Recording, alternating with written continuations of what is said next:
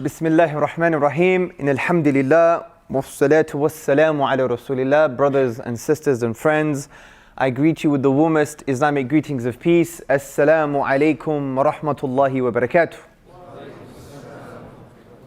For those who don't know, that means may the peace and blessings of God be upon you all.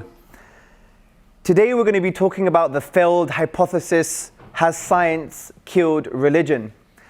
And I'm going to talk about two main things. The first thing I'm going to talk about is, does science lead to atheism? Because we hear about this quite a bit, especially in the online sphere.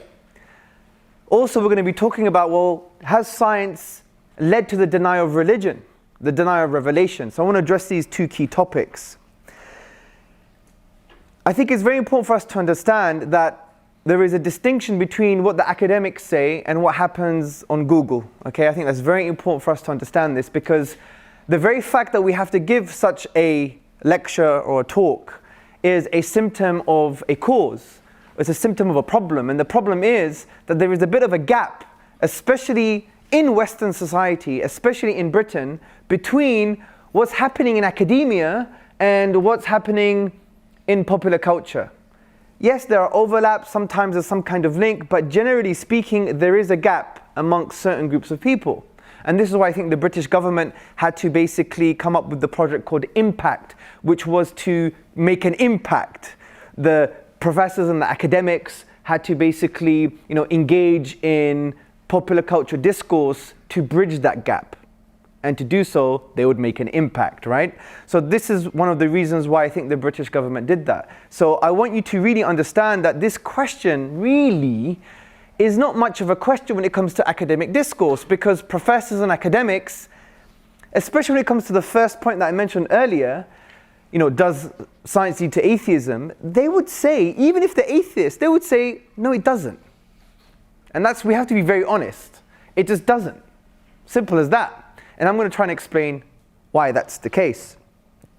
So let's start with the first thing that we want to speak about, which is, does science lead to atheism? Does science lead to the denial of God?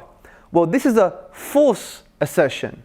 And the reason it's a false assertion is based on 4 false assumptions, okay? The first assumption is, science is the only yardstick for truth, right? So if you have that false assumption that science is the only yardstick for truth, and science can't really deal with a metaphysical notion like God, because he's not in the universe, he's not physical in the universe, therefore God doesn't exist, because science is the only yardstick for truth. And if we can't use science to try and prove this metaphysical notion, and science can't even deal with the idea of God, therefore he doesn't exist. And that's the kind of assumption here. The second assumption is, hold on a second guys, science works. Keyhole surgery, the iPhone, science works. Therefore, it is true. And if it's true, and science can only deal with things that you can observe, and God by definition you can't observe, therefore God doesn't exist. Yes, that's very fuzzy logic, but that's the assumption here. The third false assumption is, science leads to certainty. It leads to certainty, absolute truths. These are scientific facts. They're unchanging. It's the Moses tablets, right? You hear lots of people talk like this sometimes, especially on Twitter and Instagram and YouTube and all those funny places, right? So if it leads to certainty and science cannot deal with a metaphysical notion that you can't observe like a creator, therefore God doesn't exist. Because science can only be certain about things other than God, for example. Yes, that's fuzzy logic, but that's the basis of that assumption, that false assumption. The fourth false assumption is basically people adopt philosophical naturalism and they misunderstand methodological naturalism. Now, I don't want to give you a huge headache with lots of terms. I'm going to discuss that a bit later. So those are the 4 false assumptions. Now, before I get to, before I break down those 4 false assumptions, let's just really understand what science is, okay? In a general, but in a basic way. So we really understand what we're talking about here. Science is not just what you observe. We have to first understand that. Observations are required for science, but science or scientific theories and conclusions are not just observations, okay? So when I see the moon, and therefore the moon exists, That's not really a scientific theory or a scientific explanation. It's just I'm mirroring my observations, okay? Science requires observations. And what science does, it reasons, right? It uses reason to understand the observations themselves. So say you have more than 5 observations, you see 5 observations about a particular phenomenon. You use now your rational faculties to make inferences or to see if there's any connections between these observations and to understand them holistically, to understand them in a comprehensive way. That's essentially science, right? And that's the beauty of science. Now, Bertrand Russell, he said in his book, Religion and Science, published by Oxford, science is the attempt to discover by means of observation and reasoning based upon it. So it's by means of observation, you have observation, direct and indirect observation, and you reason over those observations. And he continues to basically discover particular facts about the world and the laws connecting facts with one another. So that's essentially what science is. Yes, there's much more to it than that. The method is a very interesting method, and there are debates amongst the philosophers of science concerning its method.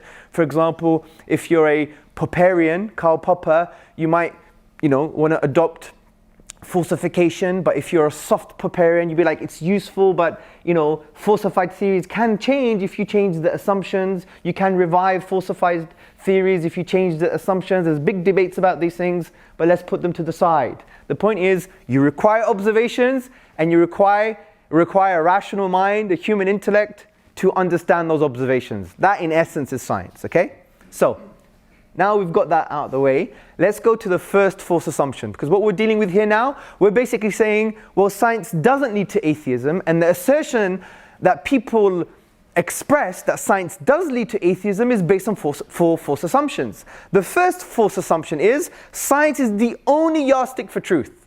Now, the first problem with the first false assumption is, it's self-defeating. If I say to you guys, science is the only yardstick for truth, and that statement itself has to be true, then I would just basically say to you, can you prove that statement scientifically?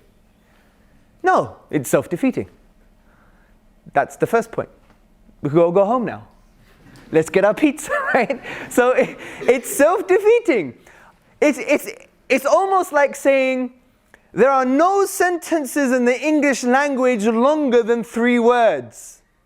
But I've just uttered a sentence that's longer than 3 words, okay? Now, that's the first point. The second point I want to mention is, well, science is not the only yardstick for truth. Why? Because our observations are always going to be limited.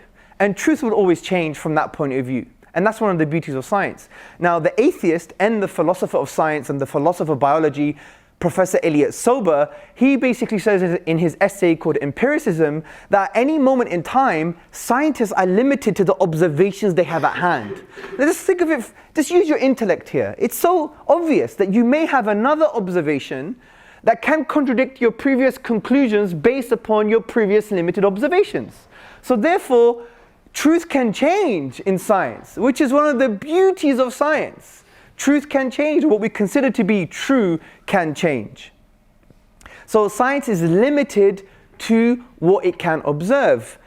And not only can its truth claims change, but its scope and its area of focus is limited. Therefore, it can't answer other questions. Because there are many things that you can't observe directly or indirectly, but yet we believe them to be true. For example, necessary logical truths. You can't observe necessary logical connections or necessary logical links between logical properties in deductive logic. I know that sounds really crazy. I'm going to explain it later, okay? But you can't observe that. And by the way, you have to have that before you do science.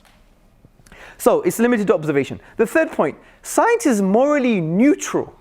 Or in other words, it's amoral. Now, what do I mean by this? I don't mean scientists are immoral. Of course not. God forbid, right? What I'm saying here is, although scientists are human beings too, and sometimes we have a culture, we think just because he's a scientist, he's like, the religion of the white coats, right? We have that kind of assumption sometimes in popular discourse, right?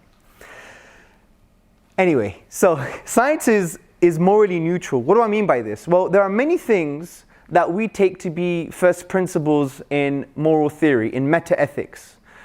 Meaning that there are some things that we consider to be objectively morally true.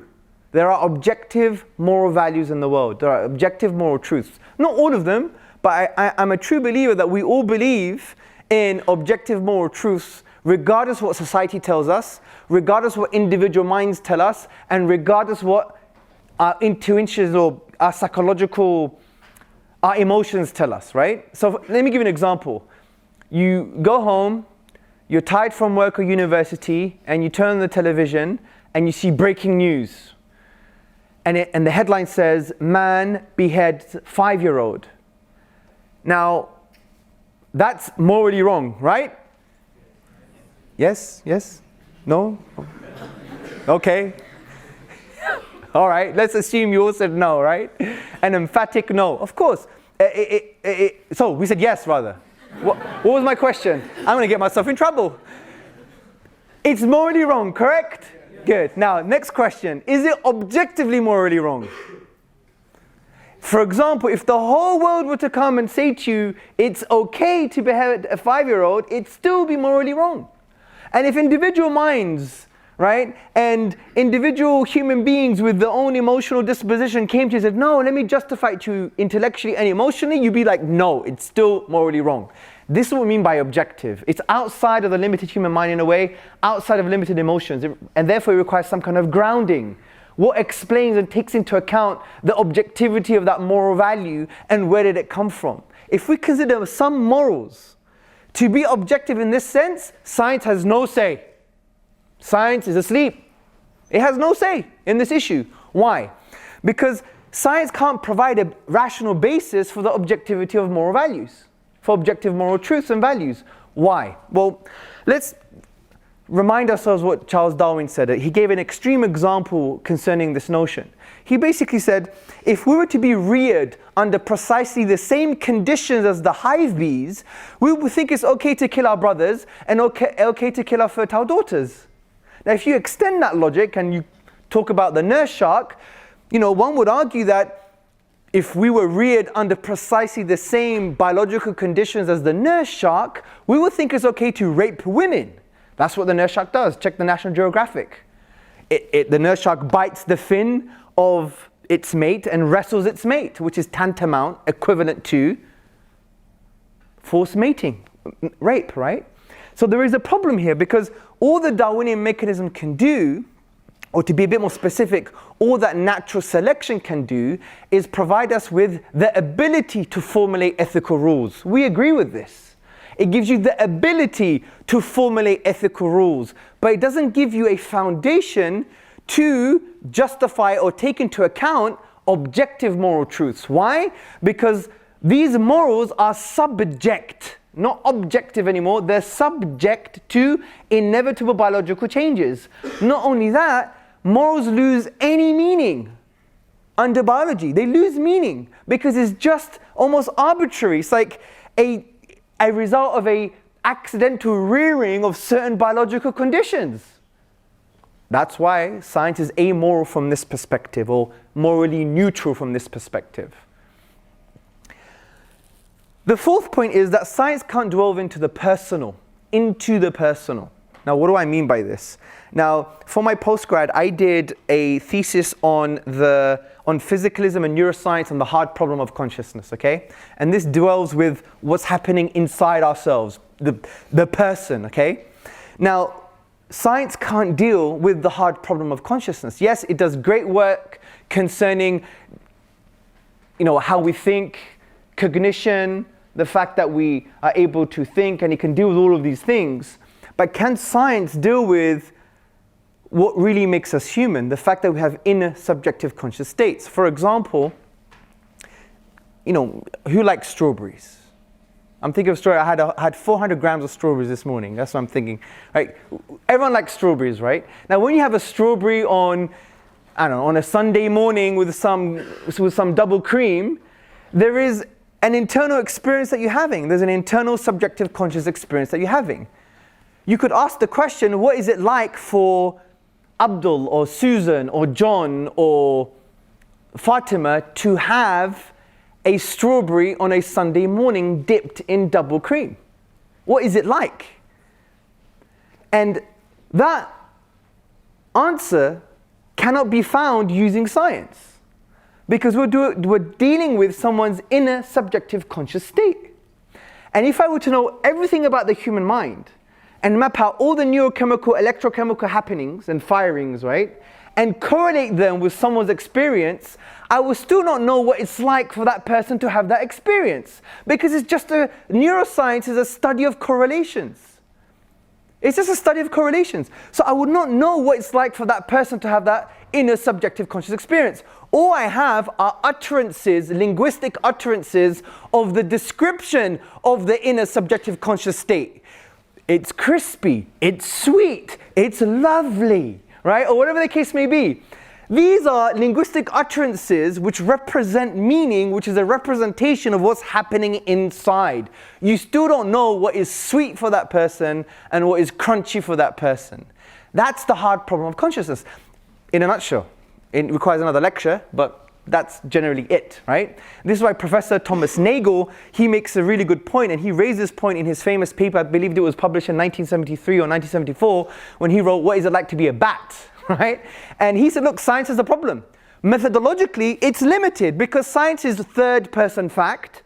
So how can third-person fact deal with first-person fact? There you go. And the debate continues, right?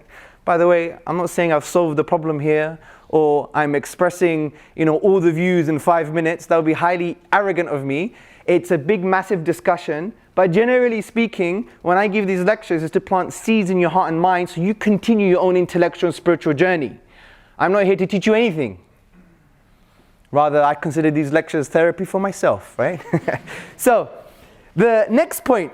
Science can't answer why things happen. That's another limitation of science. Imagine my auntie came along here, right? And my auntie is very good at cooking. And she baked a nice chocolate gâteau. Massive one, like 25 inches, right? Chocolate gâteau, right? And then she left. She vowed silence and she left. Let me ask you the question as a scientist. Why did she bake the cake? Why? Come on, scientists. Why did she bake the cake? Sorry? To be eaten. Maybe not. Maybe she just wanted to show how artistic it is. That's an assumption. Why did she bake the cake? Oh, scientists. What's the purpose of the cake? That's what we mean when we're saying why. Well, you would never know. But if I asked you how she baked the cake, you don't have to ask her. If you have the right tools, the right method, and the right amount of time, you could tell me how she baked the cake. You could test the kind of, protein bonds and all. My science is rubbish, but you know what? We know what's going on in a cake. Something's happening in a cake. There are protein bonds in a cake, right? Well, there you go, I was right. Don't laugh at me. So there's some biology stuff happening and chemicals happening, right? You could assess that and find out how she made the cake, but you can't tell me why on earth she made the cake. So science is limited from that point of view. It can't tell you about the purpose of things. The next issue is that science is not the only yardstick for truth, because there are other sources of knowledge. And for me, this is the most frustrating. It's like people are not even bothered to read a basic philosophy book. Philosophy 101. If you're 16 years old and buy an A-level standard book on epistemology, the study of knowledge, and you would see that there are other sources of knowledge other than just touching and feeling things. One of them include testimony, believe it or not. The say-so of others. And let me summarize what I'm saying with what happened a few years ago with Professor Lawrence Krauss. So obviously I did a few mistakes as well. People change. If you're the same person you were 4 years ago, then you have issues. So, I follow kind of a Bruce Lee philosophy. You should be like a river that you keep on flowing, right? So I'm not the same person. You don't step in the same river twice, as they say, because it's changing, isn't it? Yeah. But anyway, there are some good things to learn from that discussion with Mr. Krauss. And I said to Krauss, hey Krauss, I didn't do it that way, but you know what I mean. I said, hey Professor Krauss, you have a metaphysical presupposition. You think that truth is as a result of what you touch and feel. He said, yes, of course, I'm a scientist. And I said, fine, but there are other sources of knowledge. He said, like what? And I said, testimony. And he sniggered at me. He said, I just do the science. And I said, well, do this science. Do you believe in evolution? He said, yes, of course, I follow the evidence. And then I said to him, have you done all the experiments yourself? Have you done all the science yourself? And then he paused. Everybody started to laugh at him, or lots of people started to laugh at him. Why? Because it exposed his metaphysical presupposition. It is true that he has to rely on the say-so of other scientists, because he ain't going to do the science himself. And if you rely just on your own experiments that you've done directly, you will never have the science you have today. And that's the beauty of human knowledge. You have to rely on other people. And that's why if you study the scientific method, you would see that a key part of the scientific method are the sayings of other scientists, are the conclusions of other scientists. Now you may claim, yes, but their studies are repeatable, and they have been repeated. If you haven't repeated it yourself, it's still the say-so of others. It could be one scientist or 500.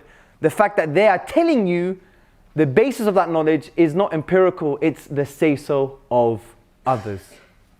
Now what's very interesting, there's been a revival in Western epistemology on the issue of testimony in the past 30 to 40 years. For example, you had the 1991 book by Professor Cody. He wrote the book Testimony, a Philosophical Discussion, and he basically argues that testimony is not only a source of knowledge, it's a fundamental source of knowledge. It's fundamental, it's indispensable. And so he basically argues that testimony is not only useful, but it's a fundamental source.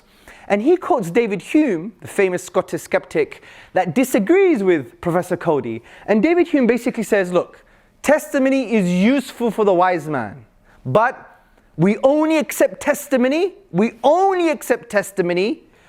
because it's in line with our collective experiences. So Professor Cody, being a genius, what does he say? He says, hold on, Mr. David Hume. What do you mean by collective experiences? Because the only way to understand other people's experiences is to ask them and they will tell you. So he's actually shown that testimony, the say-so of others, is fundamental to knowledge. Because if David Hume is saying that, yes, testimony is useful, but it's not fundamental because it has to be in line with our collective experiences, well, how do you know what people's collective experiences are? It's only via testimony. So it's a really good book that I think you should read that shows that testimony is fundamental. Now, by the way, testimonial knowledge could be wrong, just like our empirical knowledge could be wrong. I'm not saying it's accurate. I'm saying it's a fundamental source. Now, what we have to do to find out what constitutes valid testimonial knowledge, that's a different philosophical discussion. And what's very interesting, you have many talking about this. Dr. Elizabeth Fitrah, she makes a really good point. She says, look, given my limitations as parametric, given that I'm a limited human being, I can't know everything. I have to rely on the authority of others, which is simple as that. Benjamin McMillan, Associate Professor Benjamin McMillan, he says that in order to have testimonial knowledge, the one who's giving the knowledge has to basically have the responsibility of referring back to people's challenges. And the audience that's receiving the testimonial knowledge, they have to basically, it's within their right to challenge the one who's giving the testimonial knowledge. You have, for example, Emerita Professor Keith Lehrer. He's brilliant. You know what he says? He says, in order for testimonial knowledge to be valid or to be constituted as knowledge, you have to be trustworthy in your assessments on the trustworthiness of others.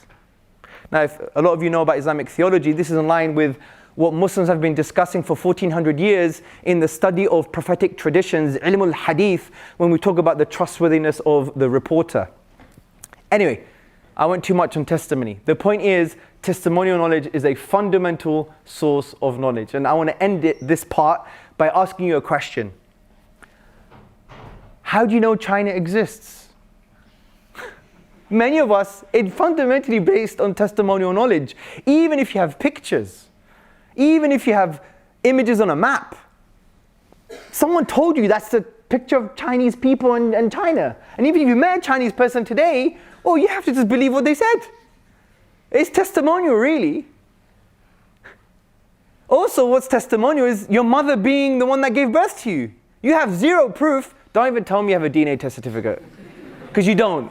And if you did, that's still testimonial. It's a certificate, a testimony that someone did something. You didn't do it yourself, right? So from that point of view, how do you know your mother gave birth to you? You only know because of testimonial. evidence. The fact that your dad told you, the midwife told you, there's a certificate, there may be a video, right? The video is not empirical because you didn't come out like that, bro, did you? With a beard and glasses and a laptop. Imagine, that would be a miracle. God exists, right? So you weren't capitated from your mother's womb like that, were you? No, you had a different face. Obviously far more cuter. So, yeah. So from that point of view, someone have to tell you, hey, that was you when you were a child. So when it comes to things like China and the existence, the fact that you believe that your mother gave birth to you, it's all testimonial knowledge. So it's not true that science is the only source of truth, the only yardstick for truth, because we have other sources of knowledge like testimony. Final point to deal with the first assumption, which is science cannot prove necessary truths. And this is very interesting.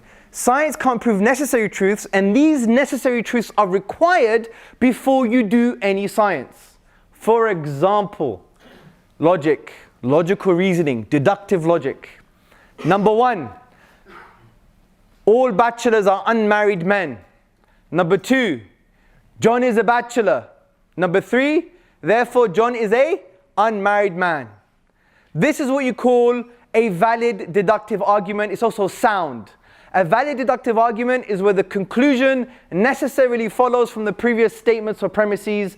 A sound deductive argument, if it's valid and also the premises have some form of justification.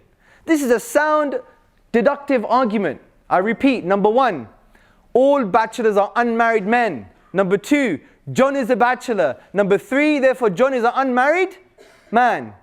This is a necessary conclusion. Science can't prove these necessary conclusions.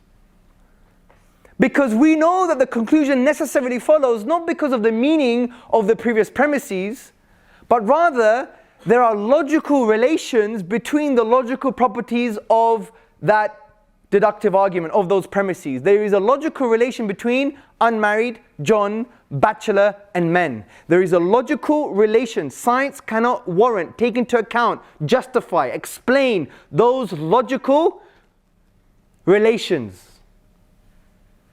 So there you go. You need this before you do any science. And to claim that science is the only yardstick for truth is extremely problematic because you require necessary truths like deductive arguments or logical relations between logical properties in order for you to even do any science in the first place. So the first assumption, in my humble opinion, is not a valid assumption. Next point. Well, the second false assumption is science works, therefore its conclusions are true. Science works, guys, therefore its conclusions are true. Well, that's not true. Let me explain. If we study the history of science, you will see that there were theories that were working, that provided things that we now call truths, but we eventually found out that those theories are false. For example, in the 1700s, there was this workable theory called the theory of phlogiston. Okay? The theory of phlogiston. What was this theory? If things were combustible, they could burn, they would release phlogisticated air. Dan Rutherford in 1772, he used this workable theory and he discovered nitrogen. Nitrogen. But after a few more years, they found out that the theory itself was false. This shows us that you can get a truth from a workable theory that's eventually found to be false. So there you go. It's not true that just because science works, it must be true. That is a false assumption. You have the philosopher Samir Okasha in his book Philosophy of Science. He says historically there are many cases of theories that we now believe to be false, but that were empirically quite successful. Also you have Professor Elliot Sober. He says false models can sometimes work better than truer ones. So the second assumption that science works, therefore it's true, is a false assumption. Let's go to the third false assumption. The third false assumption is science leads to certainty. I mean, who says this? You know when people throw out there, right, in the popular sphere, I had this morning on my Facebook, I think. Someone said, you know, scientific fact. Like this, like Moses tablets coming from God himself. And there's a Moses tablet called scientific fact number 345. yeah? And it gives you the fact. And that Moses tablet cannot change. It's engraven in stone. Scientific facts are not like that. They're not like that.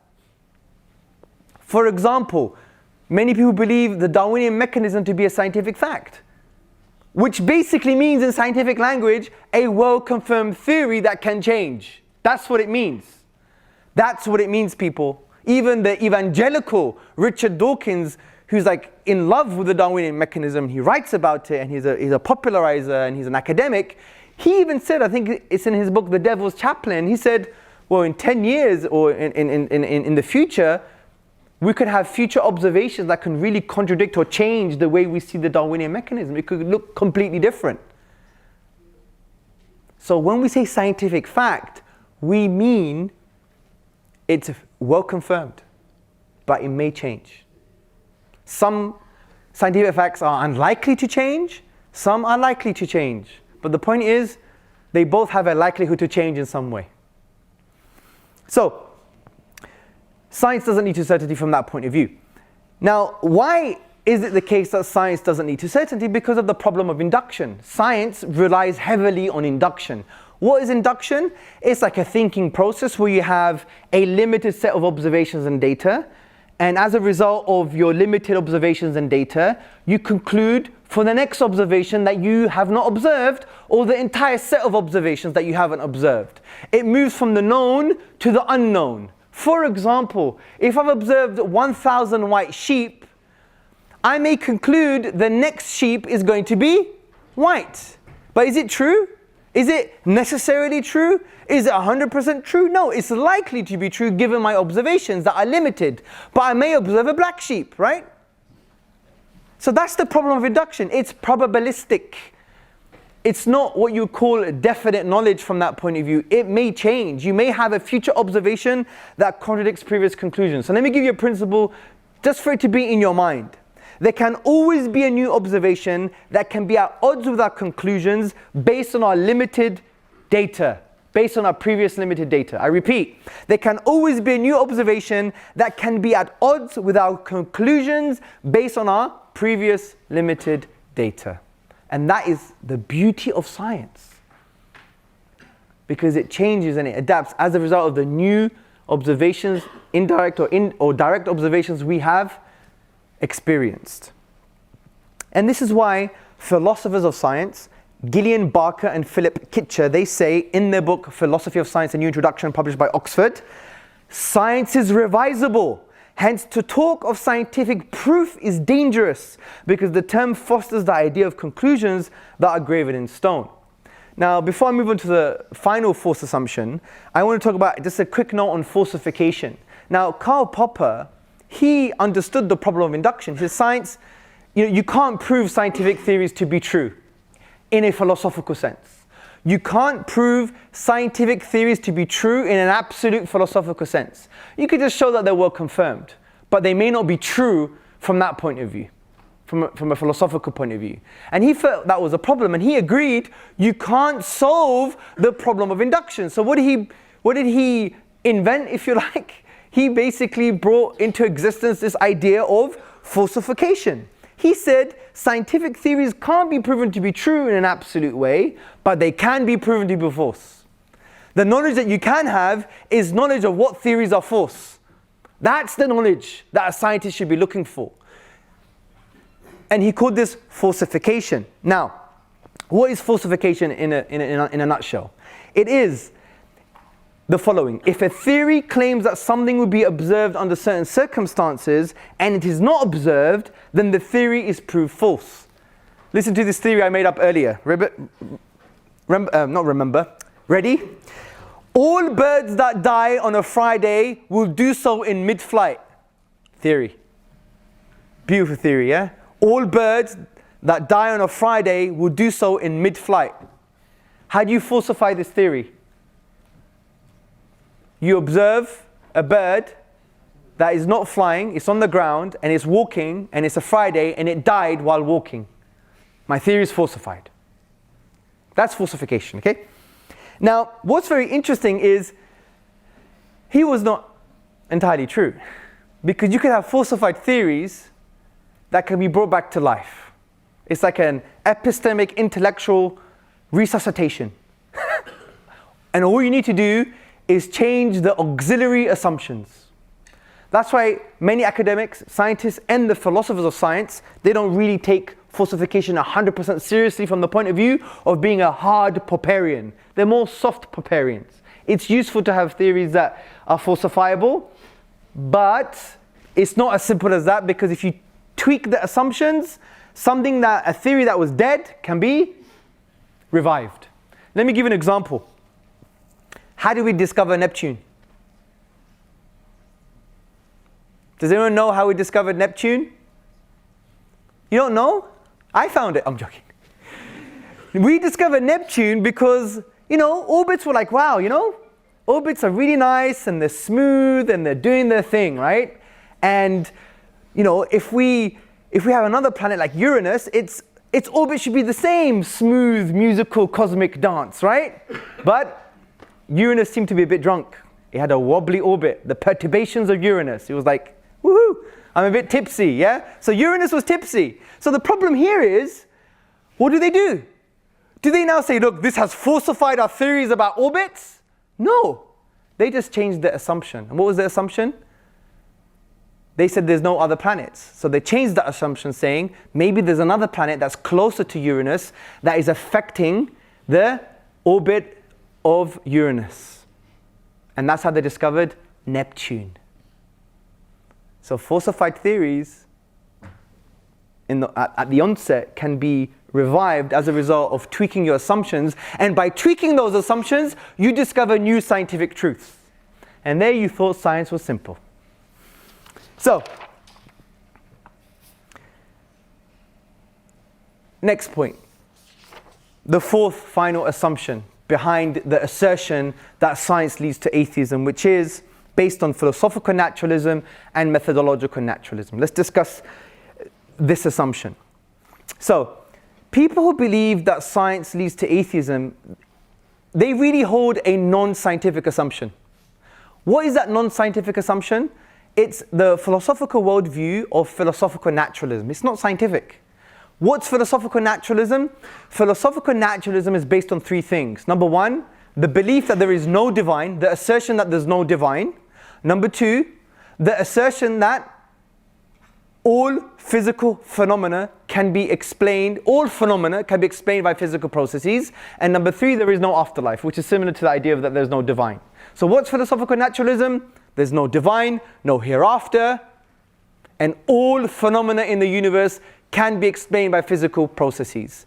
Now what's the problem with that? If these are the lenses that you put on your eyes to see the world, then what are you going to see? You're just going to see the denial of the divine, because these are your lenses, right? Say you go to an optometrist and you buy some glasses, Calvin Klein, the atheist edition, you put it on your face, what are you going to see? You ain't going to see God nowhere. You don't see no divine power, right? That's it. And that's why you have the likes of many scientists that we all respect for their scientific endeavors, but frankly, they had the wrong lenses on. And they had non-scientific assumptions on their faces as lenses, which was Calvin Klein Atheist Edition, right?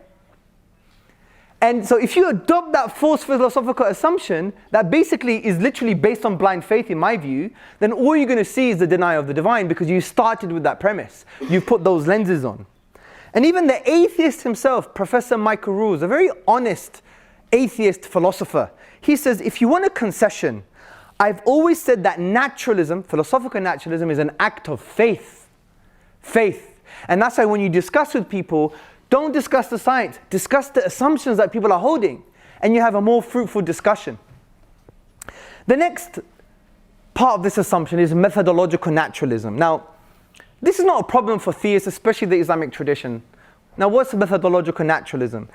It's basically the assertion that for any scientific conclusion or theory to be scientific, it cannot refer to the divine power or creativity. That's all it's saying. It doesn't say God doesn't exist.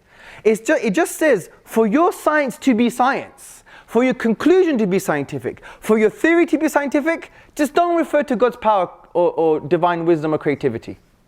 Now, this is not a problem for the Muslim, because the Muslim believes that the whole universe is made up of physical causes. And these are asbab in Arabic. These are causes that God has used to manifest His divine will. That's not a problem for the Muslim. But what some people do is they conflate methodological naturalism and they think it means philosophical naturalism. No, because you could be a methodological naturalist, like when you do science you don't refer to God's divine power, creativity, but you could still be a theist that believes in God. Of course you can, there's no contradiction, because your philosophy could be, well, those physical causes are a manifestation of the divine will. No problem. So they conflate methodological naturalism with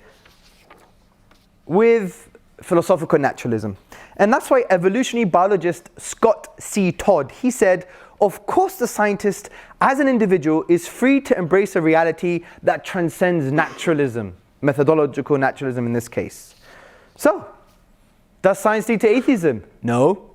We've taken the four false assumptions, we've broken them down. So therefore, we can conclude in an intellectually healthy way that science does not lead to atheism. Next point of today's discussion. Well, science disproves religion. It disproves religion. You have all of these scientific things that are happening, all of these conclusions and the things that we consider fact, and your revelation, whether it's the Bible, whether it's the Quran, whether it's your prophetic traditions, whether it's your scriptures, they are saying some things that are not really scientific. So what do you do as someone who believes in a religious worldview? Now when it comes from the Muslim point of view, what do you do? Say for example, I was born in the 19th century, and there was the scientific fact at that time that the universe had no beginning. So say I'm a scientist and I adopt that. Yes, universe has no beginning. I'm a Muslim in the 19th century, universe has no beginning. Then I go read my scripture, my Quran, universe has a beginning. What do I do? What do I do?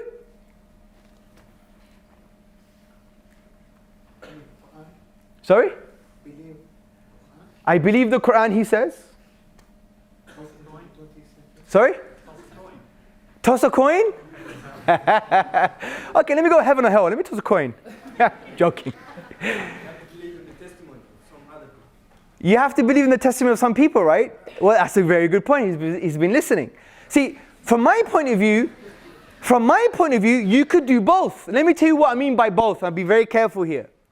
You can, as a scientist, accept the fact, given what we discussed about the philosophy of science, doesn't lead to absolute certainty, can change, can have future observations that contradict previous conclusions. You can accept as a limited human endeavor that produces limited conclusions that are not absolutely true. And you can accept it practically as a scientist, that based on our human limited knowledge, that this is what we've concluded, but it's not true that I have to enter it into my creed or my philosophical worldview, but it's true from the point of view that it's practical.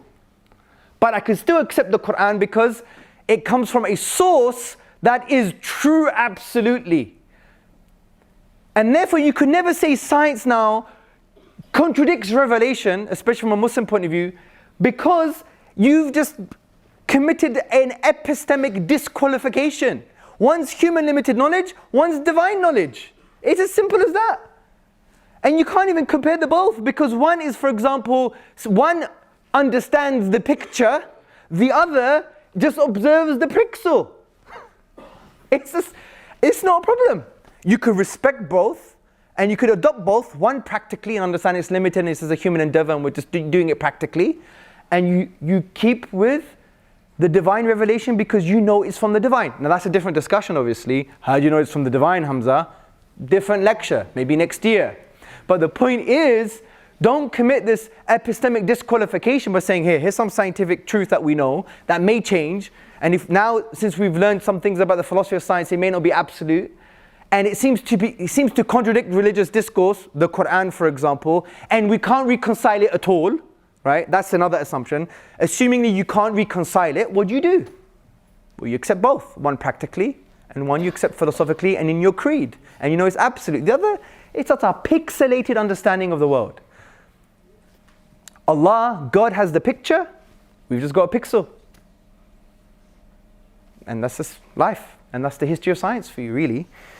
Now, let me give you a case study, Darwinian mechanism, because for some reason, and I don't really get this, for some reason Muslims, even Christians, our beloved brothers and sisters in the Christian tradition and other religions and people who believe in God, and even people who are just in the middle, right? And people on the fence, they're skeptics, they don't know what's going on. They think Darwinism is a problem for religious discourse. It's not. I just don't get it. It's I've been seeing in the sidelines for the past few years thinking, what's the problem? How is there a problem? I don't get it. If someone just understands and studies the foundations of science, the philosophy of science, this wouldn't become a problem for you anymore. Let me explain why. Darwinism suffers from all the limitations that we just spoke about in the philosophy of science. And we've developed a thing called PAD. Darwinism suffers from PAD.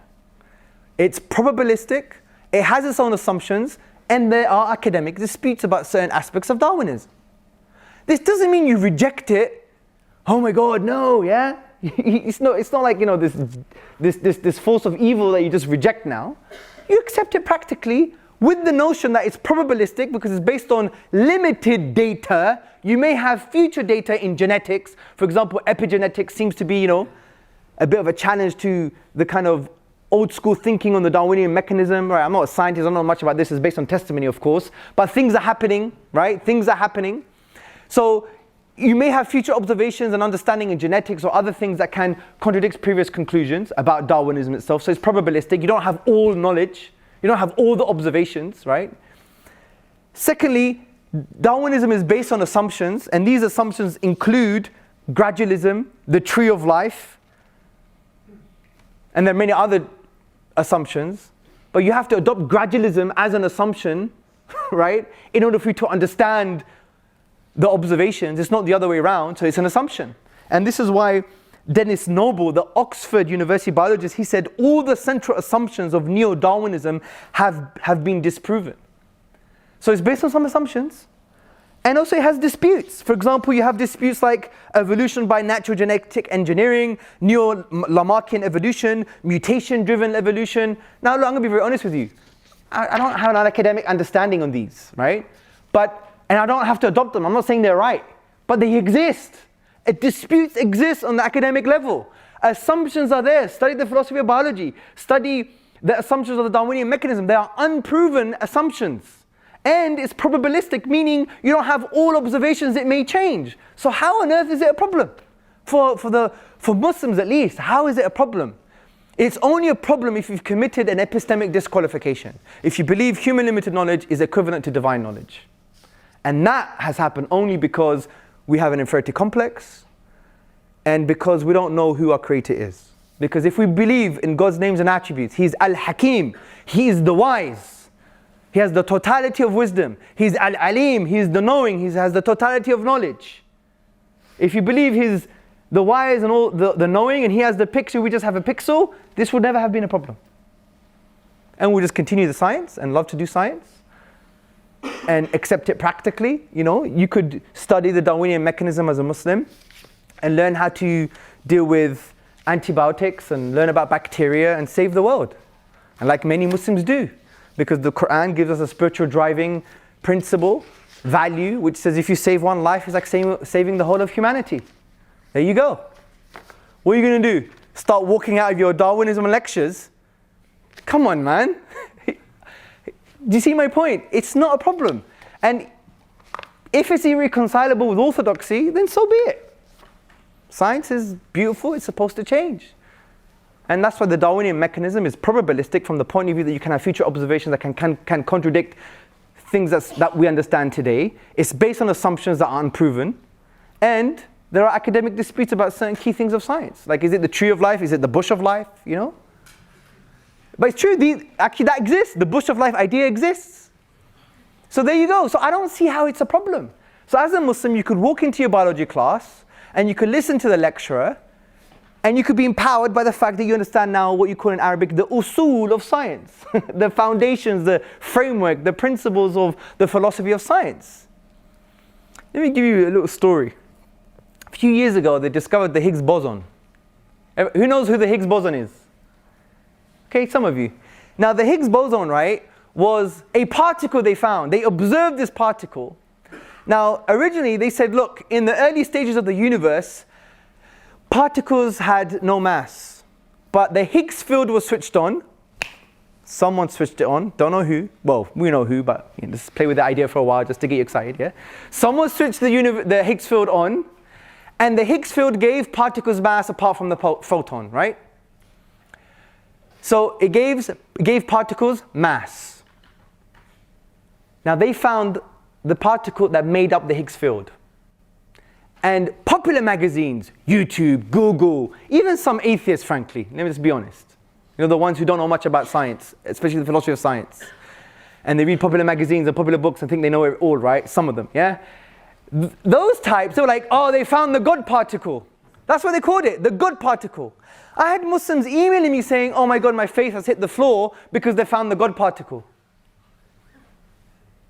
It had really nothing to do with God. It wasn't even about the beginning of the universe. It was after the beginning of the universe. It was the how. You know, this happened because God, that's a manifestation of God's will. The reason they called it the God particle is because it was lazy journalism, guys. It was so hard to find, they called it the goddamn particle. And they just removed the word damn. That's it. And it's a shame that popular headlines now increases the faith of the atheist and decreases the faith of the Muslim. Just because of a title.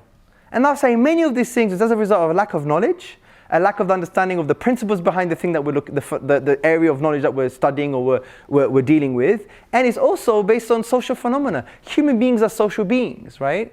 Whether we like it or not, we love people, right? Not all the time, but generally speaking, we like to be around. Look at today, you're around a bunch of people.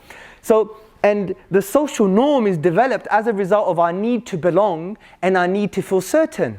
This is called informational social influence and normative social influence. If I'm uncertain about something, I'm going to go to the masses to gain that certainty.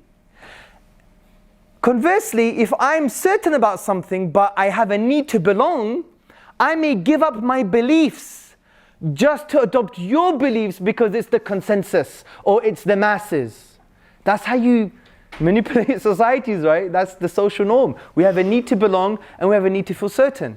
And that's why in your intellectual and spiritual journey, just try and ask yourself questions without your phone and think and just, meditate upon your own self and introspect. As the Quran says, think within yourself. وَفِي أَنفُسِكُمْ أَفَلَا تُبْصِرُونَ. And in themselves do they not see? Reflect and ponder. أَوَلَمْ يَتَفَكَّرُوا فِي أَنفُسِهِمْ. Reflect within yourself and find out, is it really because of a scientific principle that I'm denying God? Is it really because of, there seems to be some kind of contradiction here? Or is it because I just want to belong and I'm just not certain, I don't have the right answers? We need to be more honest with ourselves, because I have so many conversations now with so many different people on different sides of the theological spectrum, starting from the meso-theist, which means the hater of God, which is a group of people, by the way. If you read Professor Bernard Schweitzer's book, Mesotheism, the untold story of hating God, you see it. Actually it's called anyway, the title is something like that, yeah? It's very interesting. And then you have the atheist and the agnostic and the skeptic and the believer and the partial believer and the Muslim and then whatever the case may be. So there's a spectrum of people's beliefs, which is fine. When I speak to all of these people, many times it's not really intellectual argumentation. I'm going to be honest with you. It's not. And I've realized in my old age of 37 years and just learning from my own mistakes, is I've realized that there's something else going on. And I want to end by making you understand something about first principles, okay? And I'll end on this, we'll have Q&A. Everything has first principles. Everything. Now, if you've been attentive to this lecture, science has first principles or assumptions. For example, you have to believe in an external universe with external causes in the universe in order for science to work. If you don't believe in external causal connections, game over. You can't really do science. So you have to believe that assumption. It's an assumption. They haven't even solved what a cause and effect is and the link between them is yet. Study metaphysics and philosophy. When I did my postgrad and I did metaphysics, I was like, I'm not doing my essays on this, yeah? It was too much for me. It was wow. It's like they haven't sorted it out yet, especially when it comes to causality. But you have to adopt it as an assumption, a particular view as an assumption, or you have to assume it in order for science to work. So science has assumptions. Mathematics has assumptions. For example, if you study calculus or set theory, you have to believe in infinites. Although you can never observe an infinite, but you have to believe in them for it to work.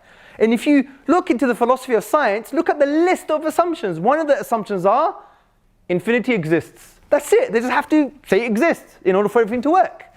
Even maths has assumptions. Science has assumptions.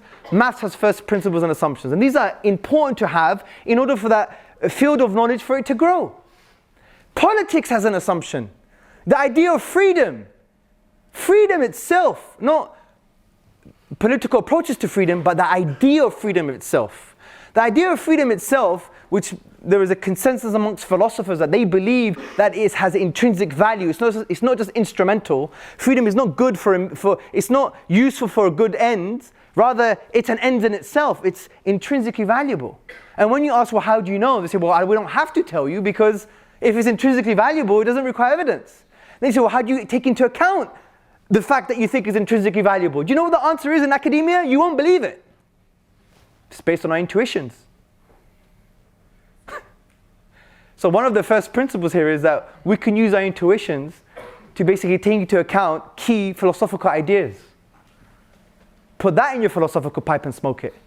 Yeah? That's like, wow. So you even have that in politics. You have first assumptions and principles you have to adopt in order to make sense of the phenomenon that you're discussing or studying or trying to comprehend. Even neuroscience has assumptions. Then study Moderato, Manzotti, study Rosen, all these guys. Neuroscience is not philosophically free. You have all these popular magazines. They found consciousness in the brain, some fuzzy thing, tweaking, going up and down, some electrochemical activity in some area of the brain. No, that's just rubbish. Get the real paper, see what's really going on. It's based on an assumption. Neuroscience is based on an assumption which is philosophical. It's not even scientific. And that assumption is called physicalism, which is the philosophical approach and the philosophy of the mind that things can be reduced to physical processes, but not necessarily physical bits of matter. Physicalism is a philosophical assumption that neuroscience needs in order for it to understand what's happening in the brain concerning correlations between electrochemical activity and inner subjective conscious states.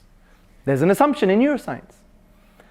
Everything has an assumption, or technically call it first principles. This is the area of metaphysics. You require first principles in order to understand the world. So, what's Islam's first principle?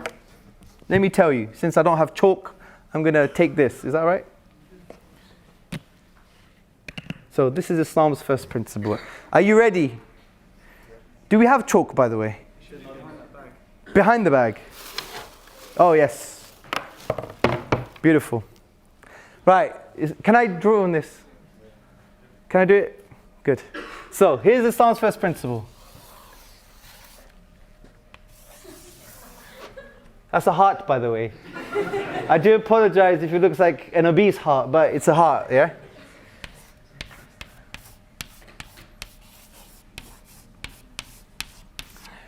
So, Islam has a metaphysical view of the human being.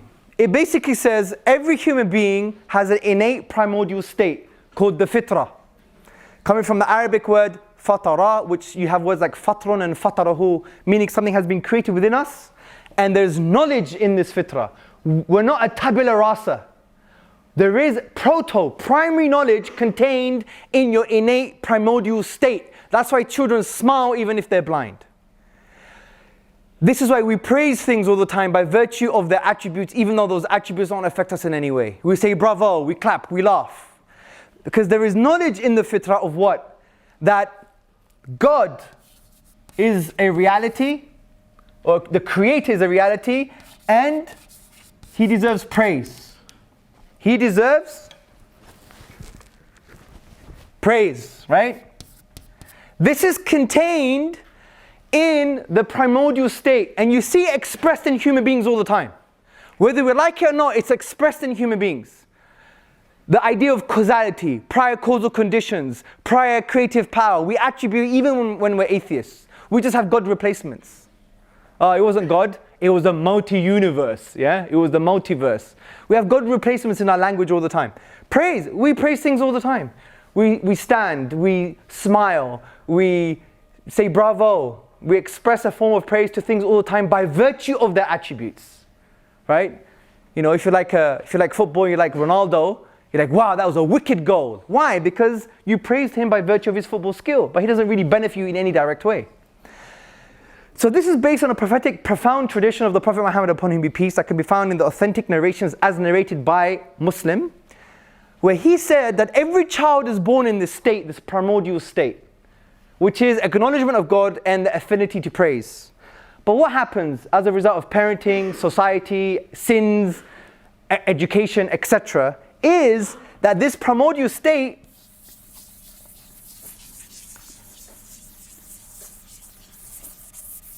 is clouded.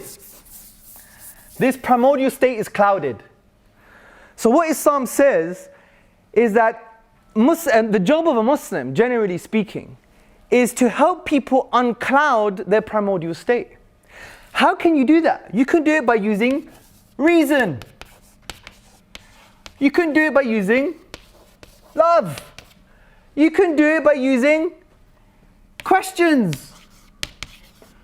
You can do it by basically getting people to see their experiences, negative, positive, or spiritual, in a different way. These things are not ends, they're just means to awaken the truth within, so it shines through. And this is why in our discourse as Muslims, sometimes we rely on this too much. Sometimes we don't rely on anything. And we become intellectual, abstract robots thinking we can prove our tradition in some kind of robotic, intellectual fashion. Here's a deductive argument. Human beings are not functional, computerized models. We're not robots. We're dynamic. And what's very interesting is when I engage with people, when you give them reason, sometimes they'll give you a rational question that is a sign that reason is not required anymore.